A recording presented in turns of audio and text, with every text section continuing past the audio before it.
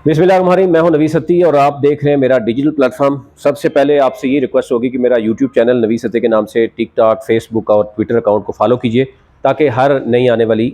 जो भी स्टोरी हो आप तक रखें। बहुत सी ख़बरें हैं, लेकिन एक बड़ी अहम ख़बर है जिसके लिए आपने देखा कि शाहिद हक़ान अब्बासी साहब जो हैं साबिक़ वज़ीर-ए-आज़म, वो बार बार बात करते रहे हैं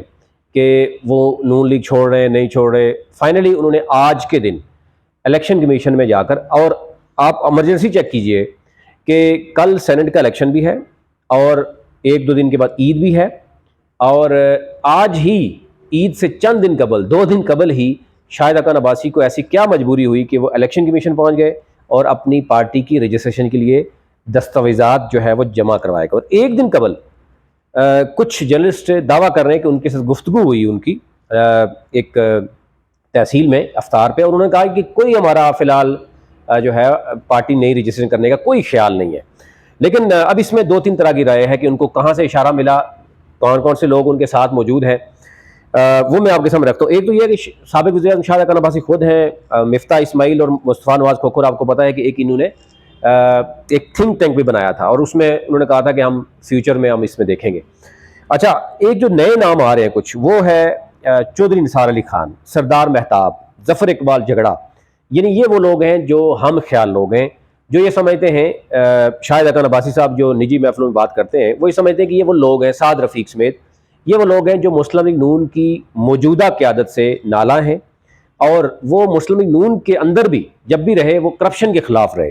और कोई दाग करप्शन का वो अपने मतलब उनके ऊपर नहीं है। चौधरी निसार अली खान बहुत अरसा तक मुतअद्दिद बार यानी उनके पास वजारतें रहीं। सरदार मेहताब जो है बहुत बड़े लेवल पे आपने देखा होगा कि वज़ीर आला भी रहे, उन्होंने भी कोई इस तरह की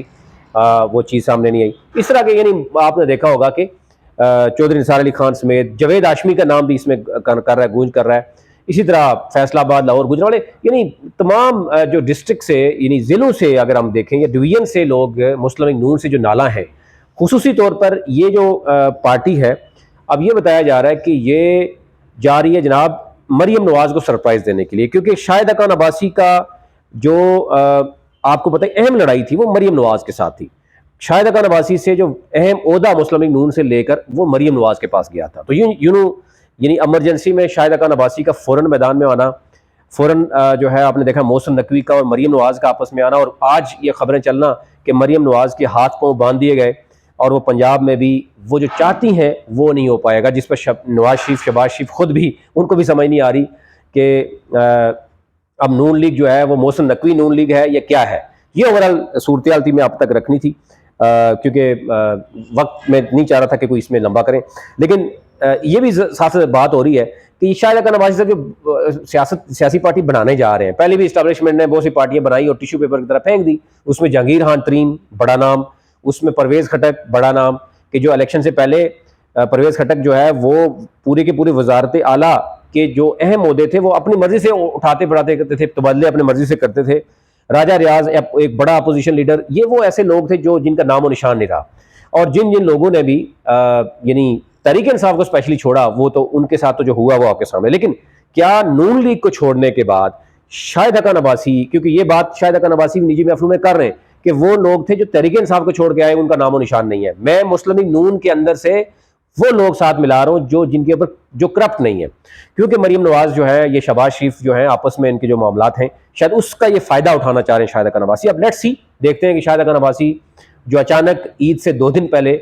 इमरजेंसी में उनको अगर पार्टी के लिए रजिस्ट्रेशन के लिए कहीं से इशारा मिला, ईद के बाद वो क्या करेंगे। अभी तक इतना ही।